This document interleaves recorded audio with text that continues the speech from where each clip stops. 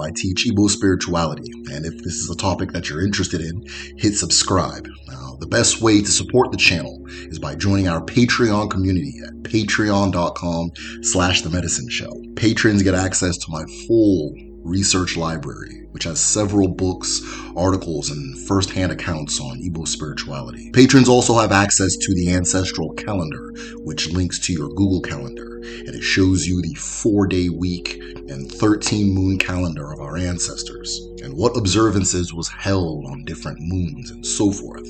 As I'm recording this right now, we are looking at Onwa Agun, a moon of spiritual cleansing and atonement for any wrongdoing in the previous year. And if you want to know how to celebrate that or how to go along with that, it's all there on the calendar. Patrons also have access to exclusive videos and our Odinani group chat where we get together and discuss different topics from the ancestral view. Now, if you're interested in learning the Igbo language this year, I've opened an Igbo language school at www.gedu.me.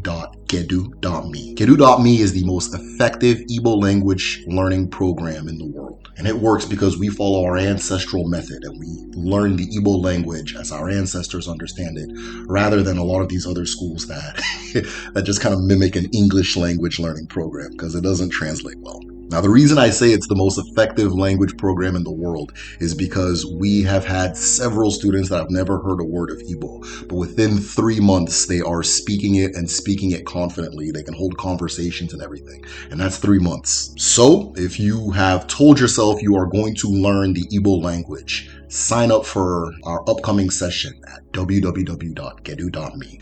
And with that being said, let's begin.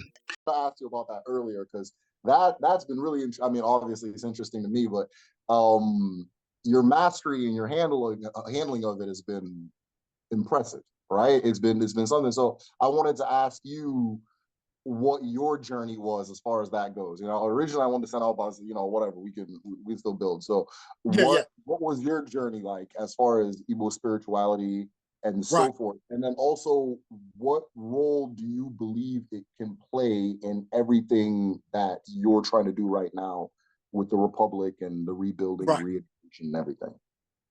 Right. Yeah. My journey when it comes to like Igbo spiritual science, Ominala, all these things, man, was my journey of just basically tracing my ancestry. You know what I'm saying? Like, because it was holes in my ancestry that I was trying to put back together, kind of like a puzzle. And so my journey started off, and a lot of people who probably know me from YouTube, they know that my journey started off with just, getting back into indigenous spirituality, period. Whether it was indigenous spirituality from the continent of Africa or indigenous spirituality in the diaspora in North America, Caribbean Islands, South America. So I put all these things kind of like in a pot, like coming up, watching some of these elders who dealt with some of these African scholars who were talking about African spirituality and things. And it sparked something into me. I had a big curiosity about, hold on, what were our people doing before they got colonialized by Islam, by Christianity, by Judaism and things? I knew we were doing something before that to get to that point. You see what I'm saying? And I always had this curiosity. What was that? So my first step in that journey was studying voodoo. This is how I even got into African spirituality, period. Because if people know and understand African American history pertaining to voodoo and slavery and things of that nature, this is the first spiritual system that we first came to identify with trying to find ourselves. And a lot of our, especially in Louisiana, which is a part of our territory, other Republic of New Africa, is Louisiana, Mississippi, all these places, Florida too. You can throw Florida in there. All these are areas where we seen people were practicing voodoo first. Like this is their first understanding of the indigenous African spiritual systems. So first, I started off with voodoo. I studied voodoo, things of that nature. But as I went down that rabbit hole of my ancestry, like throughout my history, like I always had oral understanding of some of my ancestry. But throughout me growing up as a youth into my adulthood, I just kept seeing Igbo in my ancestry. Igbo just kept popping up back and forth. And some of my ancestry in Sierra Leone, with the mandate people and things, and it kept popping up. I kept seeing these names simultaneously with my ancestry. So when I come to find out, tracing my, studying slavery and voodoo at the same time, it just led me down this rabbit hole of Igbo people in Virginia, in Maryland, in North Carolina, in these specific areas. So I wanted to know what were they practicing indigenously when it comes to spirituality. Then it just took me down a whole nother rabbit hole of, okay, this is what their spiritual systems is. This is what they're doing as far as it pertaining to Alpha, the divinations and things of that nature. Obeah, all these type of things. Mami Wata. I'm starting to see the deities and all these type of things. Mami Wata and all these deities. Ani, Allah, all these deities and things started popping up. Just even in the Virginia history of slavery, these names, and I kept seeing all these things like, oh, this is what they were doing. Okay, and things of that sort. So I took it upon myself to study it. You know what I'm saying? To start studying Igbo spiritual traditions, culture, and things of that nature. Even all the way to the language of Nsabidi and things of that nature. When I started seeing these things and putting all these things together and stuff, I'm like, man, this is what it's about. And then it just started making me feel more comfortable with my political work. So then I started like seeing how these things correlate with each other, interconnect with each other. And then they started to understand like, man, our ancestors have always used spirituality as a basis for political power as well. See, people like to separate the two. You know what I'm saying? No, you don't separate the two. There's an inner relationship between political power and spirituality. You know what I'm saying? Even coming with spiritual development and things of this nature, it's supposed to lead you to political power and to keep you grounded and disciplined when you're trying to establish these things when it comes to political power. So when I started studying the Igbo spiritual system and how it plays its role with their political power, then I was like, man, all this stuff makes sense, man. Like, I got to get into this. This is what, and teach it. Because I want people to know about this so they can see, like, man, this is the road to liberation right here. You see what I'm saying? That's what it led me to. Like, this is how we get to liberation. This is how we liberate ourselves first, mentally, spiritually, then physically. This is how we're going to get freedom and all these things that we had before we were enslaved. So, man, the Igbo spiritual science has done a lot for me, man. And that's one of the things why I'm trying to give back with it and try to teach it to my brothers and sisters in America who don't know nothing about it, who's trying to return to Igbo culture and things of that nature. It's like, man, and I can't leave this person out. I can't leave this person out. Catherine Ocholono, her and this other elder who I'm under right now, who I'm talking to on a daily basis now and learning Igbo culture and spirituality, is another great elder by the name of Dr. Sidney. And Dr. Sidney has really, he's born in America, but he's one of those individuals who got with Captain Ocholono, and they started to work together and they wrote those books and things of that nature. When I met him was the key turning point in my life. And then when I started studying Captain Ocholono's work, man, it really just took me to a whole nother level. And that's when I did the video for Captain Ocholono, and her whole program and the people who continued her legacy got in contact with me. And then I started to do little things with them, started to work with them a little bit. And then that's when I started to get a better understanding of it all. That's when I started teaching these things. And people was like, well, man, and a lot of people was like, damn, man, I never knew about these things. I never knew about that stuff. And that's what got me to where I'm at right now. Man, that's what's up. No, yeah, Catherine Ocholono, she's like she was a lot of people's enlightener. That was one of the first ones that everybody started saying, okay, well, what's going on over here? Oh, really? Right. Oh, I didn't know that kind of thing. So, it's interesting. Even before I started this journey, I knew her name, but the amount of times her name comes up, you got to respect that because that was an enlightener for not just, people in diaspora, people at home too. Right. She was saying things about what was in people's backyards that they didn't even know. Exactly. And then they start looking at it and all of a sudden, okay, whoa, that kind of thing. So yeah, for those who are interested, Catherine Ocholono, she's something. She's got a lot of work that people can learn from and so forth. I actually wanted to, and I'm glad you had brought this up. I wanted to ask you, because one of the things that made me start looking at Odinani with like a laser, like just laser in, is I started seeing the role that African spirituality plays in successful rebellion. You Mm, understand? mm, Successful ones, yes, in the most effective ones, and the ones yes, that move the needle the most. yes, So you study this a lot more intimately than I do, as far as the liberation, all that stuff. yeah. You want to speak on the role of how that was used in liberation movements? Yes, man. Like that's the starting point for my coming into understanding of it as well. Is going back and studying these slave resistance movements, slave rebellions and things of that nature, in order to interconnect them all, to understand them as I was studying them and things of that nature. I had to look at what was the core unifier to make them want to initiate those rebellions. What made them actually go about it with no fear, to where they wanted to rise up and say, we had enough?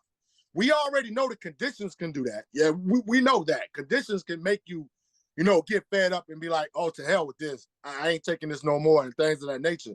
But at the same time, when you're trying to organize everybody, and then people got to look at it from this aspect, you got to remember, these are different ancestors scattered all across plantations.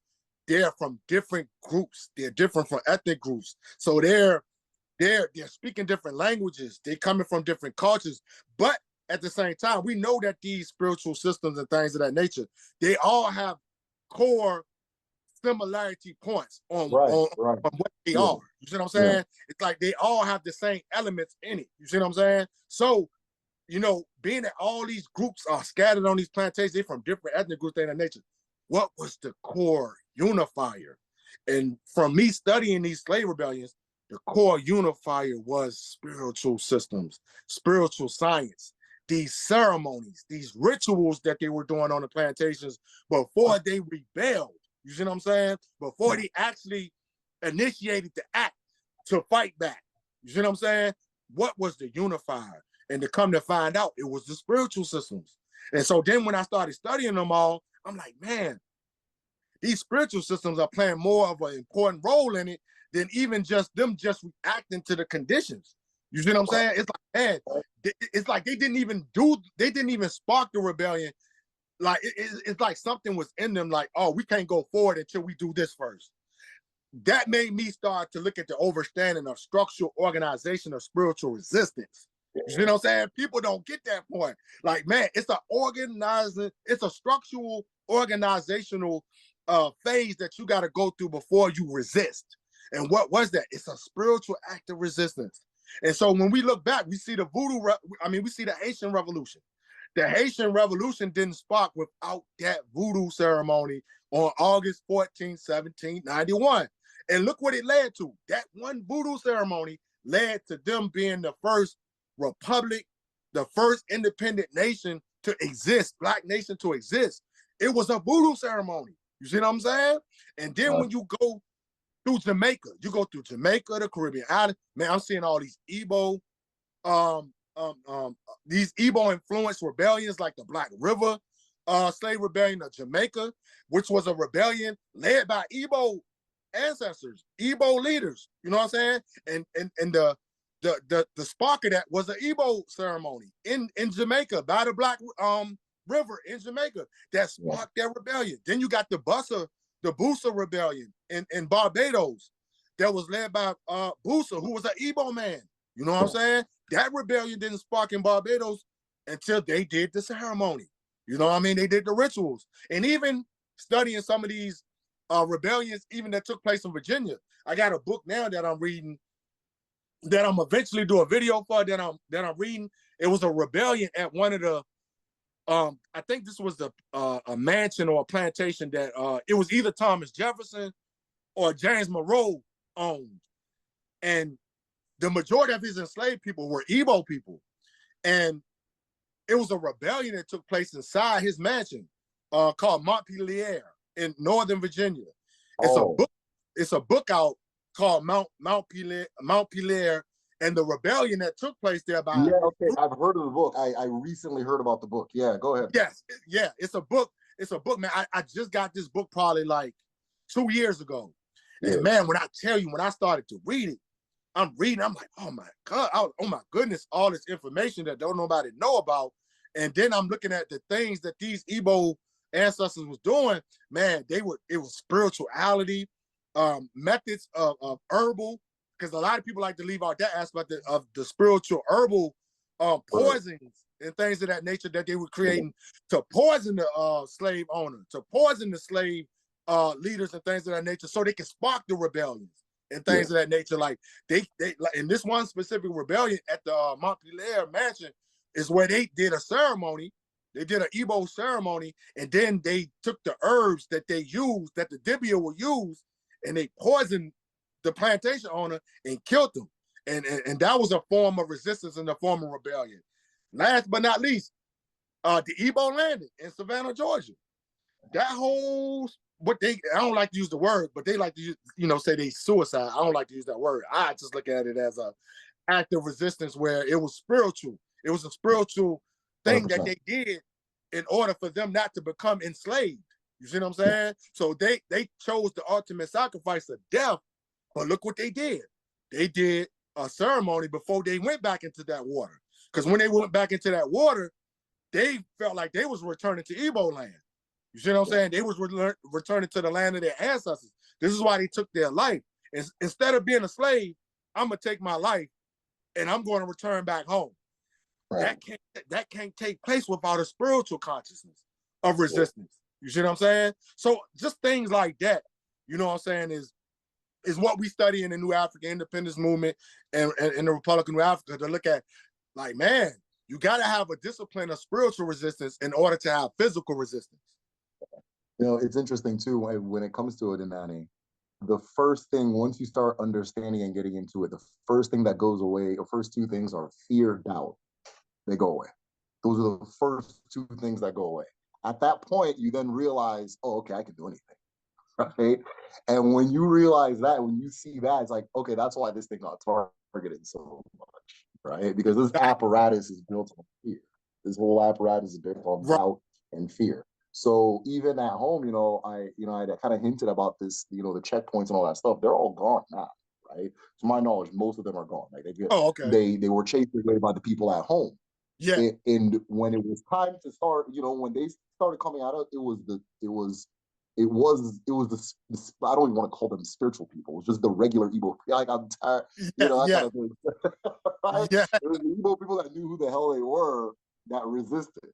Right. It got to the point where they started, I think last year, the government in my state was looking for devias. Oh, okay. So around that time, I was researching. There was a devia I was talking to about palm reading, and he had to do all these things to make sure that we weren't the police, because they knew that was the strength, that was the core of the power of this new resistance that's happening. That's actually that's getting rid of these. You know what I mean? That's chasing the police out of the place. You know what I mean? That kind of thing. Chasing the military out of this place. The herdsmen and all these different things. Getting that type of thing. And it was funny that when it came down to it, when it came down to bullets, people didn't go to the church. People didn't go to whatever else. They went to Emofia. They went into the bush, right? They went into the forest. Yes. You know what I mean? Yeah. And so you see this as a recurring thing over and over. And I always say, when people get into like their ideologies and all that stuff, I think our people are motivated and moved by spirit more than words. Yes. You understand? Yes. When you understand that, you understand why our ancestors place so much emphasis on understanding spirit. Yes. That's actually where we do our communicating. You understand? That kind of thing. That's where we do. Like right now, I can walk into a room and certain elders will just know, okay, I mean, if I'm a certain type of person, they're okay, we're going to keep an eye on this one. You know what I mean? Yeah. Ain't nothing I can say that's going to get, you're going to want to, sure. Yeah. And then, that kind of thing. Not me specifically, but you see that a lot just throughout the diaspora. And yes, so you do. We communicate by spirit first. So when it's time to do anything, you return to spirit first. You have no understanding of Yes, if you have no understanding of spirit beyond, at all, you can't talk. You can't move. You can't Exactly. operate within, your own people, right? Yep. That type of thing. Even look at the music. Even look at the music. Great example. Google what jazz means.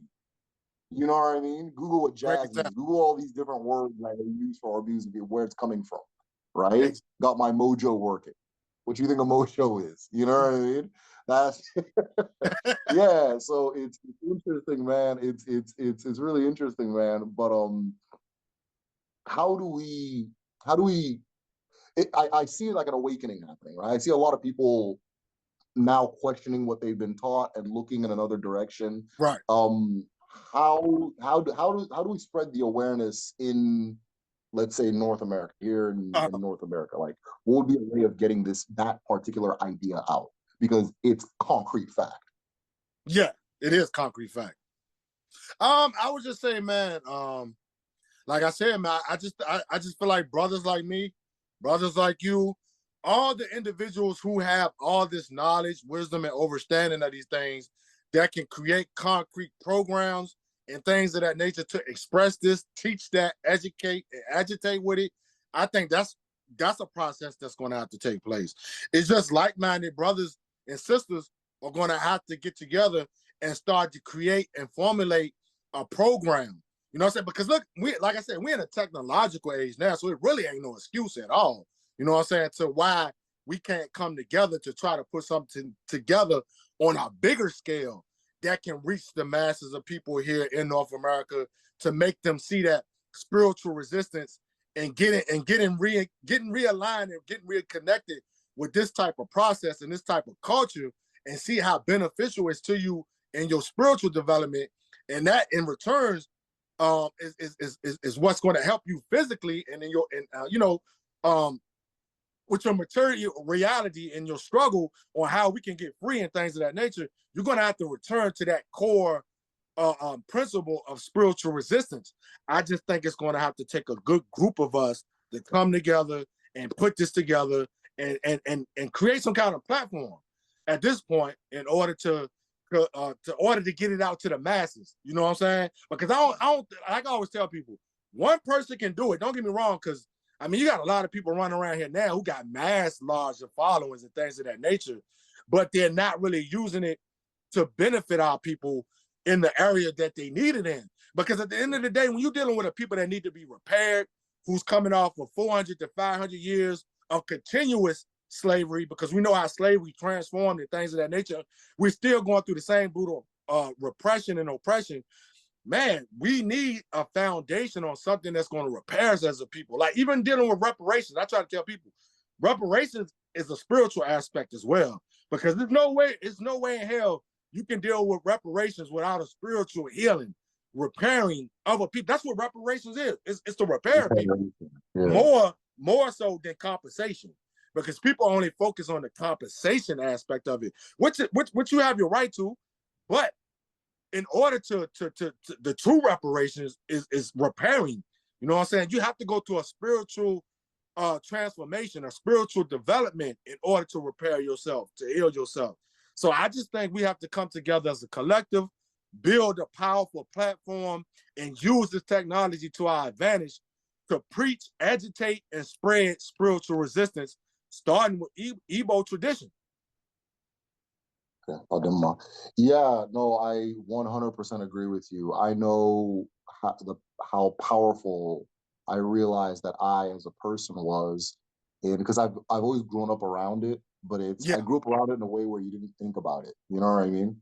Where it right. was like, I knew that, when it was time to do X, Y, Z, we're gonna do X, Y, Z, that kind of thing. Mm-hmm. Uh, but I didn't sit down, and it all didn't just, like you, even with you, like you were saying with your awakening, it all just came together once you're an adult. Once you hit that time, you're like, oh, okay, that's what all this Yeah. is open for, Yep. that kind of thing. Yeah.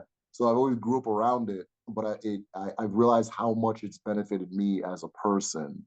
I've Right. realized how much of the things that like others may struggle with, that I don't have to struggle with because of this particular awareness that I have. That's why I was like, okay, if I have something to contribute, then it's most definitely this. You know what I Right. mean? Because I know it's done for me and so forth.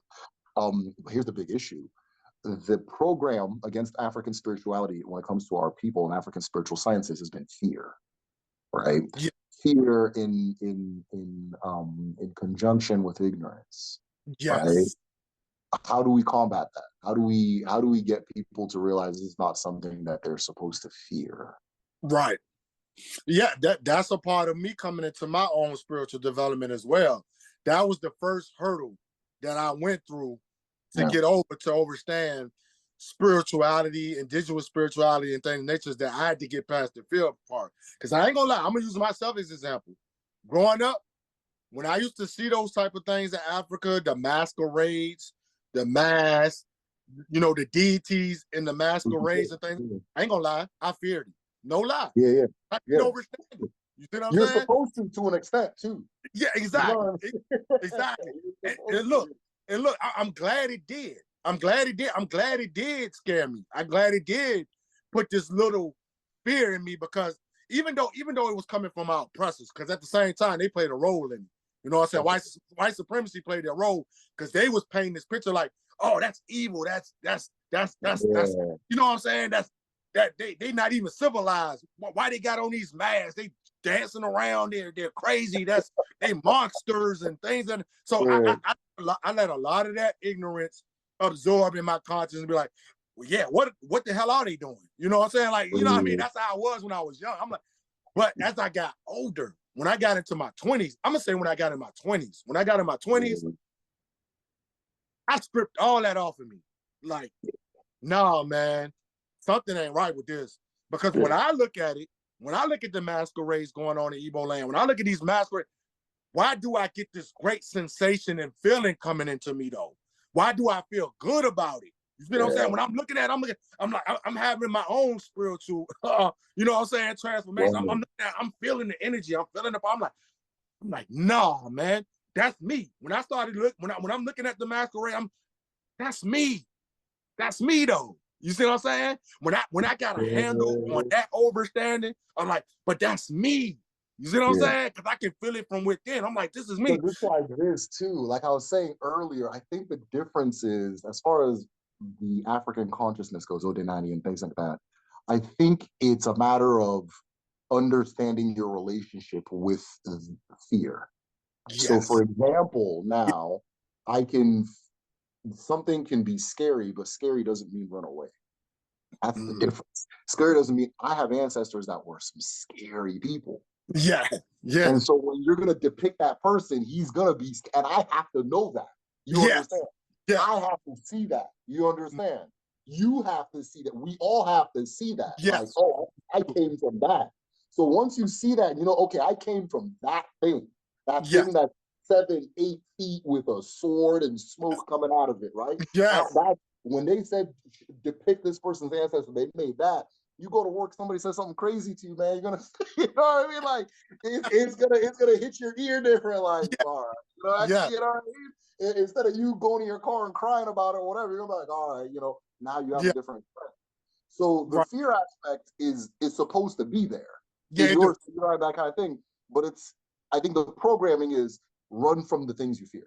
That's the program. You know what I mean? And so now you say, oh, that thing doesn't look inviting or friendly. Yeah. You get people at home that try to say, oh, we need to reform Odinani, which whatever that means. I don't even know what that means. I don't know what that means. So that it's not, scared. Because they got masquerades that they got masquerades that'll beat you up. Yes. Yeah. That kind of thing. They got masquerades that'll beat your ass. But like, yeah, that's your ancestor. And yeah, they did that, that kind of thing. You're supposed to know that. That kind of thing. So that's in you. You have that, that kind of thing. So and that's why I started to embrace like the masquerades and the mask and things like that. I started buying all types of stuff, like my necklaces. I see that, man. Like, to understand who I am, this is why I buy these things, to be like, oh, and I buy it to show other brothers and sisters, like, no, this is not to be feared, because this is who you are. Like when you see these cultural masks and things, and this is within you. This is who you are. So this is why I started wearing all these things and decorating stuff and putting the masquerade mask on stuff and things like that. I'm like, no, this is you. This is within you. Like, don't, it's to be feared a little bit, so you can get the understanding of it, but it's not to be feared in totality that this is your power. I want people to recognize this is your power, though. This is who you are. This is what's going to make you a powerful human being as you walk in your purpose and your destiny. This is within you. Those deities, I always try to tell my brothers and sisters in America, like, those deities are you. Don't look at it as something that's separate from you. Look at it as that's who you are. That's a part of you. Because it is. And we're not lying. That's who you are. Those deities are you. So you gotta self-actualize with the deities. Exactly. And so, for example, now, right, you look at Agon. What's Agon? For those who don't know, Agon is the Abara that is wisdom. Agon is the Abara that is the universal mind, the mind of the creator, right? That kind of thing. And so, if you look at Agon, Agon manifests as human beings too. And Google that. These are our thinkers, our geniuses. The word genius, Google what that means. That's who these people are. Someone like George Washington Carver, someone like Chibe, someone, all these things. That's Agon. So if you look at a figurine of Agon, you know, and you start thinking, oh, this is like something that's like floating around the sky. No, you've met this person before, right? In fact, that thing is in you. You have one too. You understand? You've met that person before. You've met her before. Anna, you've met these people. They're in your family. They're you, so on and so forth, right? And so that's the understanding, is to not see it as like, I mean, I think it's maybe, I don't know if it's from like the way the Abrahamic religions are structured, where like everything's just that's exactly what it is. That's exactly what it is. So you start thinking, so I don't want somebody to do this thing where they're like, okay, I'm going to take the Charlton Heston god out the sky and put all these after. No, they're not. I mean, they are the sky too, but they're you. You know what I mean? It's you. And so once you see that, you walk different. You think different. You see things different. You connect to the people around you different, right? You heal differently. When you're wounded, you heal differently, right? That kind of thing. But yeah, man, it's been a journey for me too, man. It's been a journey for me too. It's a beautiful journey, though. It's beautiful. Yeah, it's something else. I've come to find that the things that I initially disagreed with the most are the things that have given me the most enlightenment. Yes. Yes. Has it been the same for you, or? Yes, same thing. The things I disagreed with, because I remember when I first, like, and it's hard to say when I started because I kind of grew up in it too. I was very fortunate to have a family that resisted a lot of the bullshit. And so, but one of the things that just I didn't get was sacrifice, right? I didn't get it. You know, I was like, you know, like, why would you do that? That kind of thing. And just, it was a couple of years ago. And I was like, wait, if I'm eating meat, it's going to bleed, right? It's going to bleed. It's going to bleed. Am I going to look at this blood as trash, or am I going to offer it? Or I'm going to honor it? I'm going to honor the thing I killed in my ancestor. Okay, I'm eating, here's your portion, right? That kind of thing. When we here in America, when we pour libations, it's an African tradition, right? Yes. You take a little, you give a little to those you remember, and then you continue with your way, right? Yes. The same thing with sacrifice. But then, like, why did I now think that sacrifice thing is crazy? Because I'm here eating somebody's processed meat that they killed last February, and it has no blood in it, but for some reason it don't smell, and it's just, you know, and all of a sudden I think that's normal. And all of a sudden that's abnormal. And so my mind shifted, right? All those parts that I didn't understand or I didn't agree, they're the ones that shifted my mind the most. And that's why I tell people that when you get into African spirituality, don't try to mold it in your image, right? It has a lot more to teach you than you have to teach it. Ultimately, you're learning about yourself, but you need to shut up and listen. You know what I mean? You gotta listen. Yeah. So you were saying, like, a lot of the resistance movements in Virginia, because I know that the Igbo population, like the main population in Virginia, were Igbo people, enslaved Igbo people. And so you were saying, are there some things that you've seen, or maybe I can take a look at to kind of learn more about the presence there, especially when it comes to things like survival and resistance? Because survival is a form of resistance too, right? Yeah, definitely. Survival is a major form. So as far as things like how they lived in survival and resistance, is there anything I should take a look at, or any understanding you have of that population there? Yeah, I would tell people to study the Great Dismal Swamp. Like if you, it's a region here in Virginia called the Great Dismal Swamp. It's kind of like off the southeastern part of Virginia, going into North Carolina, and people got to study the Maroon history as well, because if you study the Maroon history, then you'll start to see certain aspects of the Maroon history that you can see the relationship with these various ethnic groups, specifically the Igbo people. You'll start to see coincidental things in the way they live, the way they talked, and things of that nature. And you will start to see, like, oh, damn, that's similar to Igbo. You know what I'm saying? Or it is Igbo. You know what I'm saying? Because some of these things are Igbo. You know what I'm saying? It's just, you got to realize they were mixed in with other ethnic groups. So it's taking its own formulation. But at the same time, you can still see the core traditional Igbo things in it. So I would say, like, the Great Dismal Swamp Maroons and how the Great Dismal Swamp old history with them and their resistance against slavery. Matter of fact, I'm still studying that myself. I went to the Dismal Swamp probably like 2 years ago to study how they live. Went into the swamp. I actually went into the swamp to like see like how they live and things of nature. And I seen like little things that are heavily, you can say that is that yeah, I can see that it was Igbo influence. It's Igbo things in it. You see what I'm saying? So things like that with the Great Dismal Swamp Maroons and things of that nature. But even specifically, I'm gonna tell you one rebellion that you probably, and I just found this information like a couple of years ago. Yeah. The Gabriel Prosser Rebellion. And I'm sorry, I don't know what Igbo scholar put this together, but it was a Igbo scholar who must have studied the Gabriel Prosser's rebellion.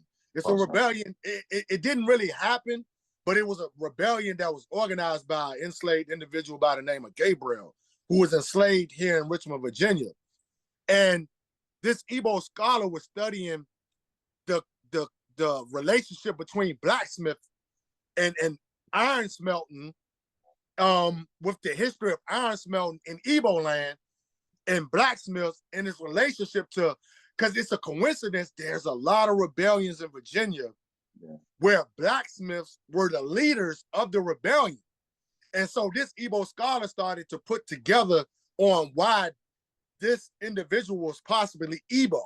Like Gabriel, they're trying to say that Gabriel possibly was Igbo from his blacksmith skills and his iron smelting skills, and how he organized this rebellion and its similarities to the Igbo iron smelting in their blacksmith history. So you can study that too. You probably want to look into the Gabriel Rebellion of Richmond, Virginia, and his relationship with blacksmithing and things of that nature. Because it's starting, like all these slave rebellions, it's starting to be a heavy coincidence that these guys were blacksmiths. You see what I'm saying? And then when you go to West Africa, what's the most heaviest history in West Africa? You know what I'm saying? When it pertains to things of that nature, it's blacksmith, it's iron smelting. You see what I'm saying? So it's tell you something else. Yeah, let me add on to that. So I've had the honor of talking to a good friend, Jory. Shout out to you if you're listening. He's a scholar on the Igbo presence in America, and I gain a lot of my knowledge as far as that goes from him and what he's introduced me to. And so check this out. So there's something I've always thought about, right? Like during the Civil War, the concern of the whites was black rule. They kept saying this over and over and over. Black rule. Yeah. We don't want to be ruled by black people. And based on the way they present that era, you would think that doesn't make sense. Like, why do you think that slaves are going to just all of a sudden be in charge, right? It's because we're not being told about slavery the way it really was. Exactly. There's a reason why all those Black Wall Streets and all these like communities of prosperity emerged immediately after, right? Right. And why there was so much industry and just that happened immediately after slavery, like just 10 years later, 5 years later, all of a sudden the black part of town is richer than the white part of town. Right? Yep. Why? Because you think about this. If you're bringing people over to just pick cotton, why would you check their height, what scars they have on their face and hands, their teeth? Why are you checking these things if you just need fingers? You understand? Exactly. And you look into it and you come to find that around the time they start looking for Igbo enslaved Igbo people. So if you go to the history in Igbo land of slavery, the communities that were targeted were communities with specific skills. Yes. So communities that were known for ironsmithing. Yes. Communities that were known, there's one, he's a character, but he's very wise.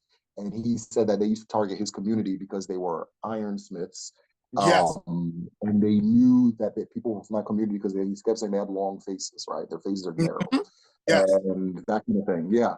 And so they would do these specific things because when all of a sudden they start focusing on bringing in Igbo slaves, and they start bringing them in these like crazy numbers. Because the first focus was like Yoruba, Senegambia, all that stuff. But then towards the end of, this initial wave of slavery that we're talking about, they just went in on Igbo land, right? Just all at once. What was that? Well, then you look at what was happening in America at the time. It was the Industrial Revolution.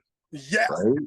And so why would you take Igbo slaves and take them to Maryland and Virginia, all these? This is the closest you can get to the industrial North and still have somebody enslaved.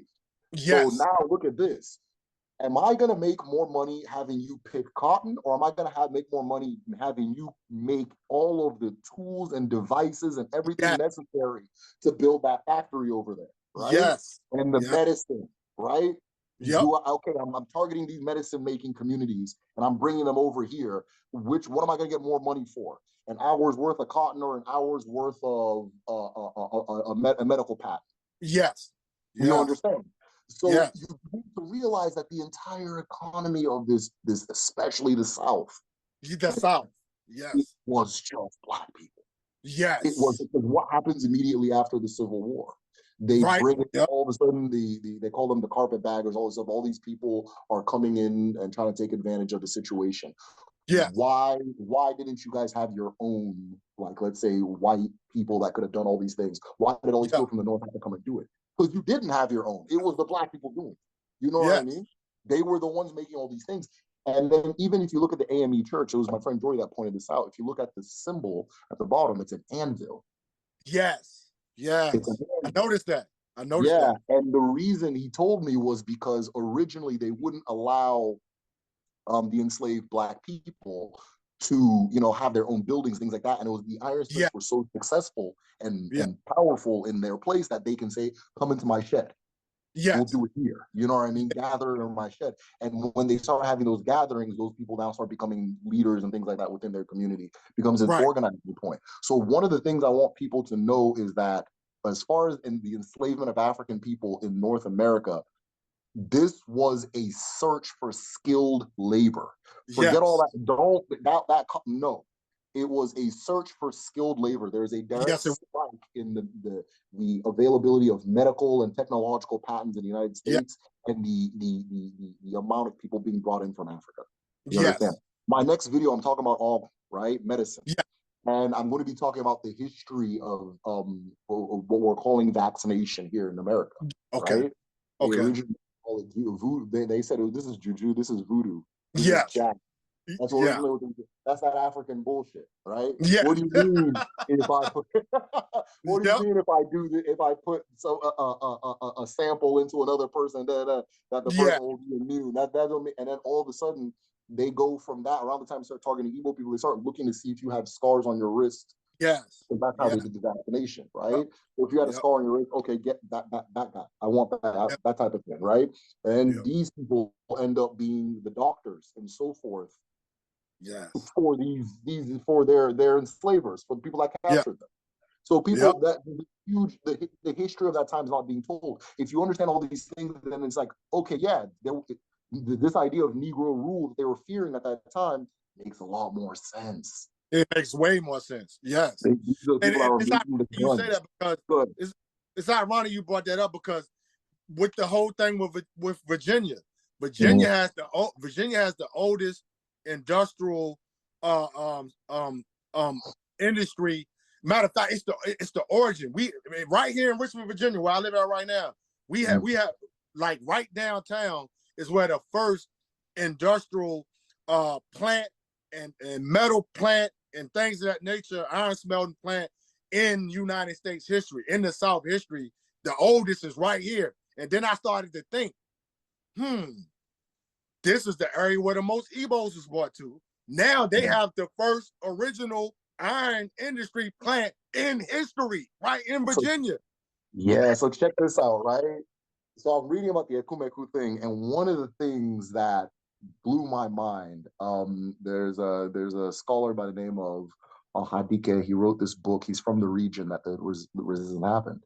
And one of the things that we don't even know at home was that when around the time the Ekumeku people, the reason they were resisting so hard is because these people were factory owners. Yes. I was like, wait, what? These people were factory, and then I remembered back home because what they were doing was they would set up these factories, these indigenous factories at home that that would refine palm oil. They were refining palm oil. That was the big thing at that time. And so the Europeans wanted to control that trade, right? They didn't want you to refine it. They wanted the raw palm oil so they can refine it and then sell it back to you. That's all colonialism is, right? And so these people refine it, and then as they're shutting down their factories and as they're banning their things, they're saying, whoa, we're not going to do this. So again, you're bringing in people with this particular knowledge of these assembly lines and systems of working and things like that. And so even like the history of Henry Ford. We know he consulted George Washington Carver. Yes. This isn't hidden. And this isn't new, and it's not rare. No, it's not rare. Yeah. So man. Anyways, I don't know if you wanted to close us out. I think we need to have a part 2, man. There's yeah, man. Yeah. We definitely gotta do a part 2. yeah, for sure, man. No, we got a lot to talk about, but I see my battery going dead, so it's all good, man. Yeah, I figured as much. I thought, it's that time. I was feeling it. So, Odogu nwanne, igade, igeto, nke ọbụla itiri aka ọ ga-adị n'ụwa. Ọ ga-adị otu a na nke n'orie, n'afọ, na nkwọ, ise. Take care. All I'm saying is that anything you put your hands on, it's gonna move, and that your ancestors are with you, and so forth. So thank you very much for your time, Haki. We'll stay in communication for sure. Yes, Dalu, man. Appreciate you, brother, man. We're gonna do it again, man. This is just the beginning. I enjoyed myself, man, and man, have a great evening, man. I appreciate it. We're gonna build more, man. I'll do more. Thank you very much. Take care. Take care.